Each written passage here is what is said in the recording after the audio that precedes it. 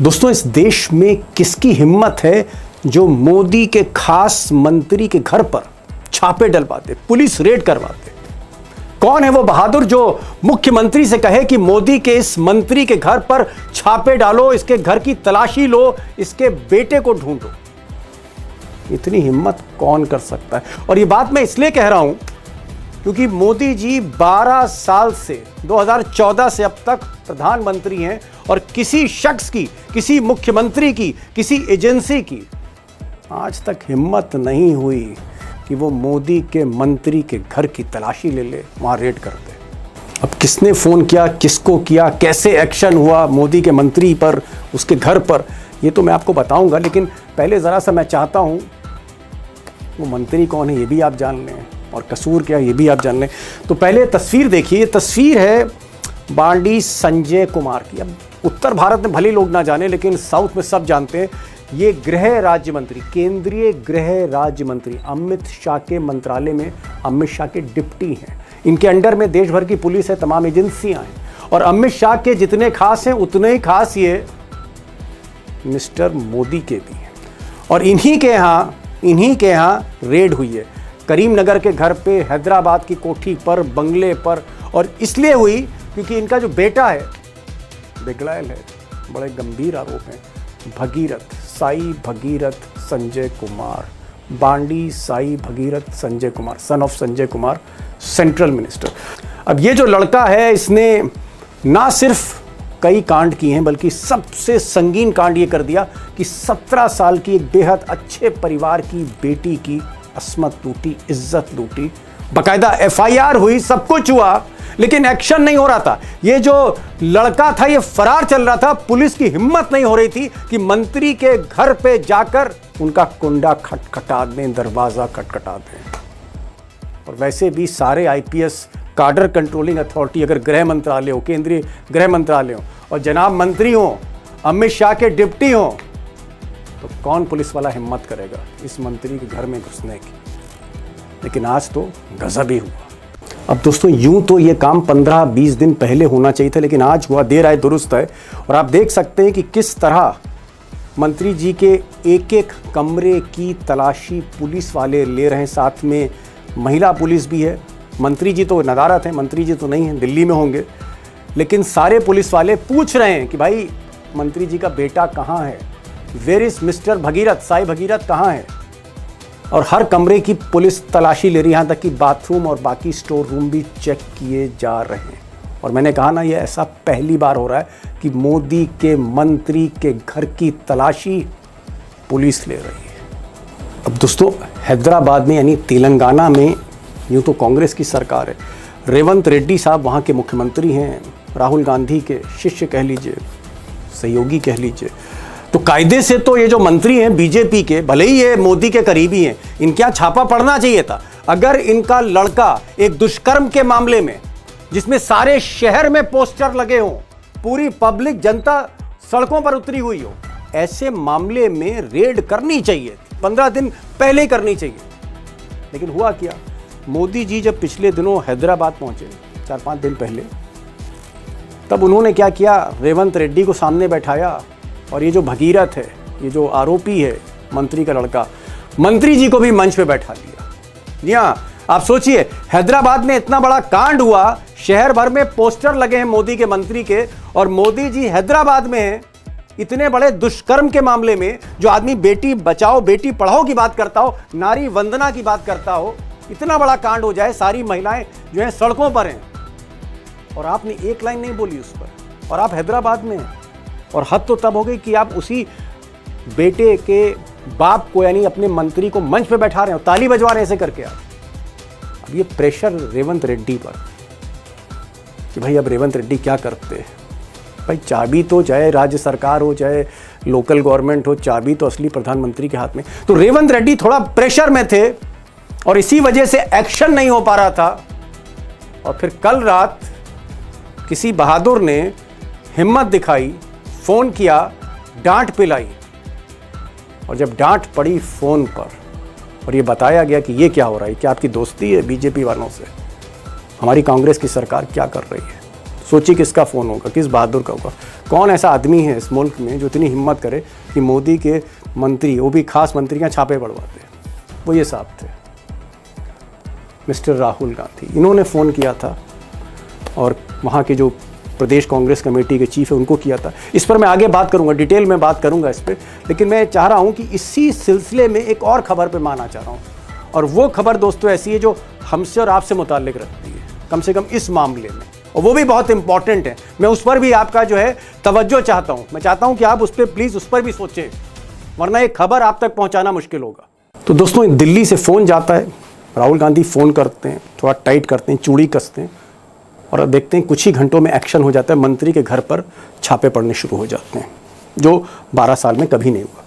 लेकिन जो मैं ध्यान आपको जिस पर आकर्षित करना चाह रहा हूँ, दरअसल इसी खबर को लेकर अपने बेटे के बचाव में, खुद के बचाव में, बांडी संजय कुमार जो केंद्रीय मंत्री हैं, इनके वकील ने कहा कि साहब जो भी ये खबर दिखाएगा, चाहे मैं हूं चाहे कोई हो, ये खबर हम चलने नहीं देंगे। ये खबर अगर आप दिखाएंगे यूट्यूब पे, सोशल मीडिया पे, और आप बदनाम करेंगे मंत्री जी को, भले ही पूरा शहर जो है वो सड़कों पर हो, पोस्टर लगे हो, लेकिन अगर आप दिखाएंगे तो गलत है।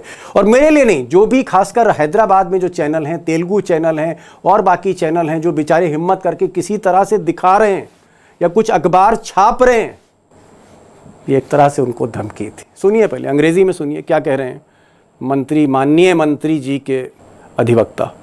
Restrain all the digital media channels, that is satellite channels, and also social media platforms, that is YouTube, Facebook, Twitter and Insta, to restrain themselves from telecasting or publishing any defamatory content against Bandi Sanjay Kumar ji with regard to the Bandi Baghadat's case.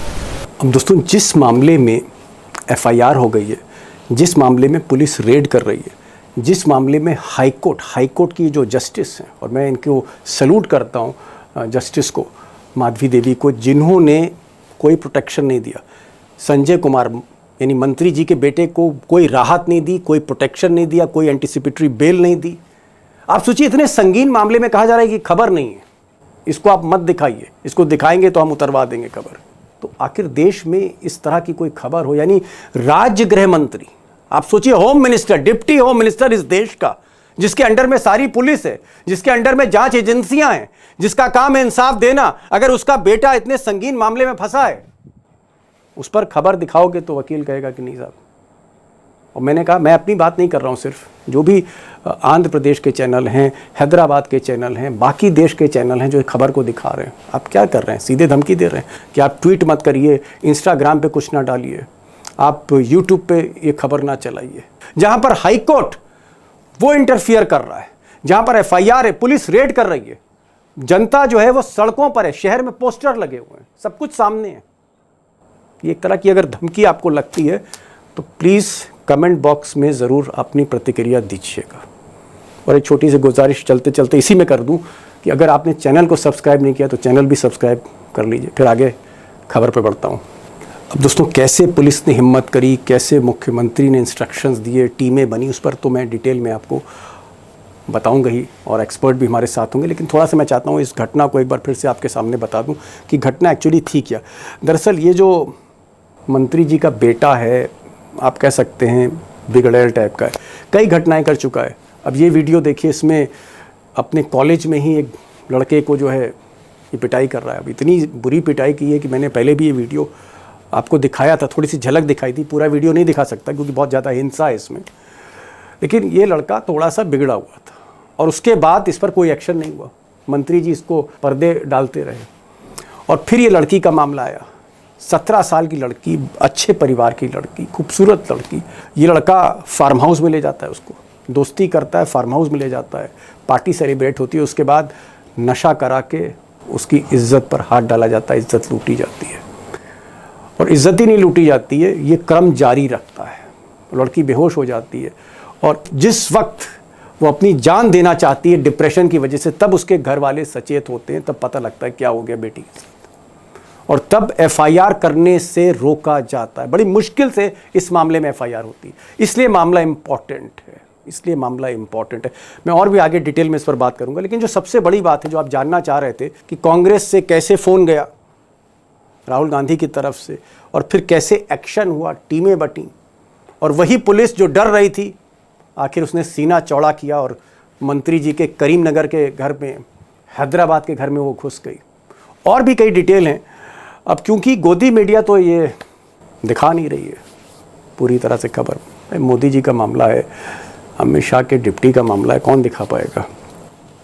लेकिन मैंने Hyderabad phone किया और राजशेखर राव जो हमारे साथ जुड़े हैं काफ़ी समय से, उनसे मैंने कहा कि आप कुछ डिटेल और मालूम करिए कि इसमें क्या और डिटेल है, किसने फ़ोन किया था, किसने फ़ोन उठाया था, फिर डीजी को किसने इंस्ट्रक्शन दिए, कमिश्नर को किसने इंस्ट्रक्शन दिए, ज़रा अंदर की कहानी आप बताइए।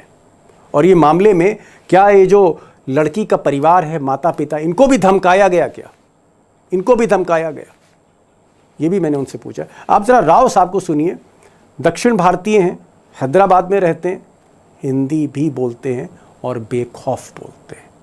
राव साहब, मैं ये जानना चाह रहा था कि अभी 15 दिन से तो कुछ इस पे एक्शन हो नहीं रहा था, 10 दिन से मंत्री जी के लड़के का कोई पता नहीं था, यानी मोदी का मंत्री का लड़का कहाँ है किसी को पता ही नहीं है। लेकिन आज मैं देख रहा हूं एक्शन हो रहा है, मोदी के मंत्री के घर पर छापा पड़ रहा है। हैदराबाद में जो पुलिस है वो घर में घुसकर गृह मंत्री के घर के अंदर छापे मार रही है। उस देश के गृह राज्य मंत्री जो अमित शाह के डिप्टी हैं और जिनके अंडर में सारी पुलिस है, देश भर की एजेंसियां हैं, उसके यहाँ छापा पड़ रहा है। तो इतनी हिम्मत अचानक हैदराबाद पुलिस के कैसे आ गई, इतनी हिम्मत जो है वो मतलब स्टेट पुलिस को कैसे आ गया, ऐसा क्या हो गया रात भर में? जी दीपक जी, इसके दो वजह है। पहली बात तो कल शाम को देर शाम को ये खबरें चली कि राहुल गांधी जी ने पीसीसी प्रेसिडेंट को फोन कर पूछा कि क्या तेलंगाना में क्या चल रहा है, क्या इतनी नजदीकियां बढ़ गई क्या बीजेपी के साथ आप लोगों के। दबे लफ्जों में राहुल गांधी जी ने कहा कि क्या चल रहा है तेलंगाना में, एक लड़की के साथ, माइनर लड़की के साथ दुष्कर्म हुआ है और अब हम सरकार में हैं और बैठे हैं। हाँ, चुड़ियां पहन के बैठे हैं। दबे लफ्जों में पता नहीं किस अंदाज में कहा, जब से जो है 12 टीम अचानक एक 10-15 मिनटों में टीमें बन गई, छापे मारने शुरू हो गए उनके फार्म हाउस पर, उनके करीमनगर के घर पर, हैदराबाद के घर पर, जगह जगह छापे डाले जा रहे हैं। और एक बात ये भी चल रही है कि पुलिस ने ऑलरेडी हिरासत में लेकर पूछताछ कर रही है, लेकिन पुख्ता सबूत नहीं है, चलिए खैर, कंफर्म न्यूज़ नहीं है।